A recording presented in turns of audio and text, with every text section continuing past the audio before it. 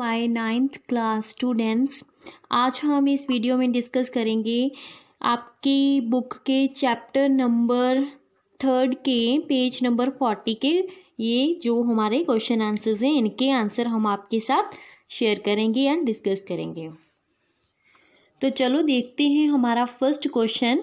Calculate the molecular masses of H2O2, chlorine 2, carbon dioxide, methane, C2H6, C2H4, NH3, CH3OH।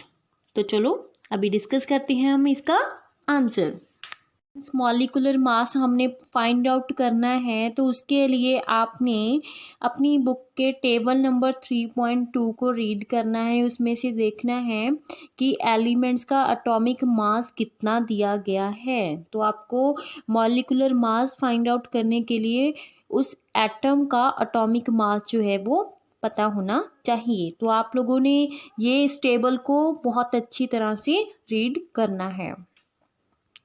तो देखो students, हमारे question number first का answer molecular mass of H2, हमने पहले H2 का निकालना है। तो उसका फॉर्मूला क्या है हमारे पास, 2 into atomic mass of H। तो यहाँ पे 2 कैसे आया, देखो अगर हम उसके केमिकल फॉर्मूले में देखते हैं तो यहाँ पे लिखा हुआ है H2। इट मीन्स कि जो हाइड्रोजन है वो हमारे पास 2 हाइड्रोजन है, 2 हाइड्रोजन है, इसीलिए हमने उसको उसके एटॉमिक मास को 2 के साथ मल्टीप्लाई किया है। 2 इंटू एटॉमिक मास कितना होता है हाइड्रोजन का, 1, वो आप टेबल में से देख सकते हो। तो उसका 2 इंटू 1 इज इक्वल टू 2। आगे U लिखा हुआ है, U क्या होता है, एटॉमिक मास यूनिट है ये। पहले इसे AMU इसके साथ लिखते थे, लेकिन IUPAC ने क्या किया, ये ऑर्गेनाइजेशन है जिसने एटॉमिक मास यूनिट को डिफाइन करने के लिए यूनिट दी ओनली U। इसीलिए हम जब भी एटॉमिक मास फाइंड आउट करते हैं तो हम उसके पीछे U का जो सिंबल है वो यूज़ करते हैं। उसके आगे देखो मॉलिक्यूलर मास ऑफ O2, इसमें भी आप देखोगे कि ऑक्सीजन्स कितनी है हमारे पास, 2 है। तो 2 into atomic mass of oxygen is equal to कितना आ गया हमारे पास, 2 into 16 is equal to 32 units. Similarly आगे देखो molecular mass of chlorine 2 into atomic mass of chlorine का है। एटॉमिक मास क्लोरीन का होता है 35.5, तो हमारा आंसर आ गया 71 यूनिट्स। सिमिलरली हमने कार्बन डाइऑक्साइड की निकालना है molecular mass, atomic mass of carbon, क्योंकि इसमें हमारे पास 2 एटम जो है वो प्रेजेंट हैं। First is carbon, second one is oxygen. Carbon का एटॉमिक मास, देन एडिशन करेंगे, ऑक्सीजन कितनी है हमारे पास 2, तो 2 into atomic mass of oxygens. Oxygen कितने हैं हमारे पास 2 है, इसीलिए हमने उसको 2 के साथ मल्टीप्लाई किया है। कार्बन का एटॉमिक मास होता है 12, 6 जो ऑक्सीजन है उसका एटॉमिक मास होता है 16। हमारे पास 2 एटम्स हैं इसके, इसीलिए हमने उसको 2 के साथ मल्टीप्लाई किया। कैलकुलेशन करके हमारे पास आ गया 44 यूनिट्स। सिमिलरली हम करेंगे मीथेन का, इसमें भी हमारे पास 2 एटम्स हैं। First is carbon, second one is hydrogen. Carbon का atomic mass plus atomic mass of hydrogens. Hydrogen के हमारे पास कितने मॉलिक्यूल्स हैं, कितने एटम्स हैं, 4, इसीलिए हम उसके जो हाइड्रोजन है उसके एटॉमिक मास को 4 के साथ मल्टीप्लाई करेंगे। तो कितना आ जाएगा हमारे पास 12 प्लस एटॉमिक मास हाइड्रोजन का कितना होता है 1, 4 इंटू 1, तो हमारे पास 12 plus 4 is equal to 16 units हमारा आंसर आ गया। उसके आगे देखो molecular mass of C2H6 means कि जो कार्बन है वो भी 2 है एंड जो हाइड्रोजन है वो कितने हैं 6। तो हमने पहले 2 into atomic mass of carbon plus 6 into atomic mass of hydrogen. 2 into carbon का एटॉमिक मास कितना हुआ 12। 6 into atomic mass of hydrogen का कितना होता है 1। तो हमारे पास कैलकुलेशन करके कितना आ गया 30 यूनिट्स। अभी उसके आगे देखो हमने निकालना है C2H4 का 2 into atomic mass of carbon plus 4 into atomic mass of hydrogen. तो 2 into atomic mass of carbon का कितना हुआ 12 plus 4 into atomic mass of hydrogen का कितना हुआ 1। तो कैलकुलेशन करके आंसर आया 28 यूनिट्स। नेक्स्ट है हमारे पास अमोनिया।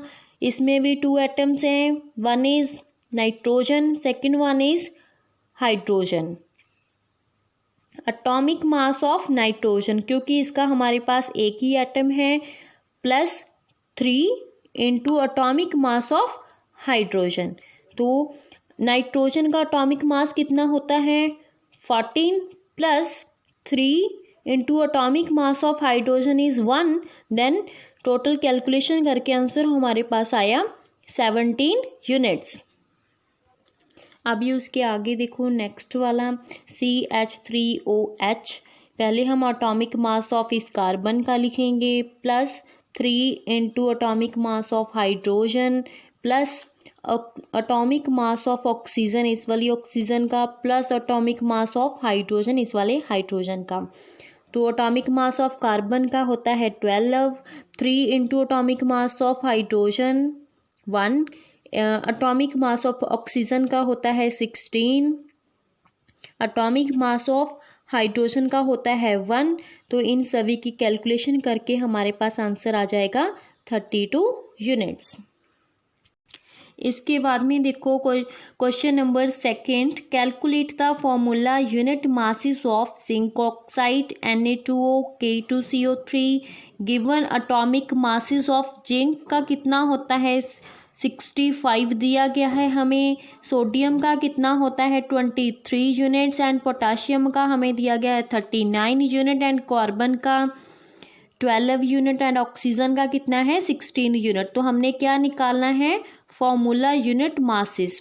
फॉर्मूला यूनिट मासेस कैसे निकालते हैं चलो देखते हैं। तो देखो स्टूडेंट्स इसका answer formula unit mass of zinc oxide. जो फॉर्मूला यूनिट मास होता है स्टूडेंट्स इसे भी हम मॉलिक्यूलर मास की तरह ही कैलकुलेट करते हैं। फॉर्मूला यूनिट मास उसे ही बोला जाता है, इसे भी वैसे ही कैलकुलेट करेंगे। देखो कितने हमारे पास एलिमेंट्स हैं, first one is zinc and second one oxygen है। तो पहले हम लिखेंगे atomic mass of zinc, then हम लिखेंगे एटॉमिक मास ऑफ ऑक्सीजन। हमें जिंक का जो एटॉमिक मास है वो क्वेश्चन में दिया गया है 65। हमने उन दोनों की एडिशन करके आंसर निकाल लेना है। सेकेंड वन हमने निकालना है Na2O का formula unit mass of Na2O का। इसमें भी हम वैसे ही करेंगे। हमारे पास सोडियम के कितने एटम्स हैं 2 हैं, इसीलिए हम उसके एटॉमिक मास को 2 के साथ मल्टीप्लाई करेंगे, प्लस करेंगे। उसके बाद सेकेंड एटम है हमारे पास ऑक्सीजन एंड उसका एटॉमिक मास उसमें प्लस कर देंगे।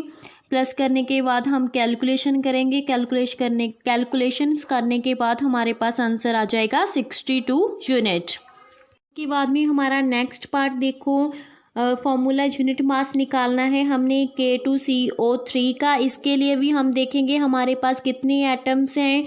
फर्स्ट वन इज K यानी कि potassium, second one is carbon, third one is oxygen. तो पहले हम देखेंगे पोटाशियम के कितने एटम्स हैं 2 एटम्स हैं। तो 2 into atomic mass of potassium plus carbon के हमारे पास एक ही एटम है atomic mass of carbon plus oxygen के हमारे पास 3 एटम्स हैं। तो 3 into atomic mass of oxygen. उसके बाद में हम इन सभी की कैलकुलेशन करेंगे। कैलकुलेशंस करने के बाद हमारे पास आंसर आ जाएगा 138 यूनिट। तो स्टूडेंट्स इस वीडियो के पार्ट में हमने डिस्कस किए पेज नंबर 40 के जो हमारे 2 क्वेश्चंस थे। हमारी नेक्स्ट वीडियो में हम आपके साथ शेयर करेंगे पेज नंबर 42 पे जो क्वेश्चन हैं उनके आंसर आपके साथ शेयर करेंगे एंड डिस्कस करेंगे। Thank you so much and have a nice day.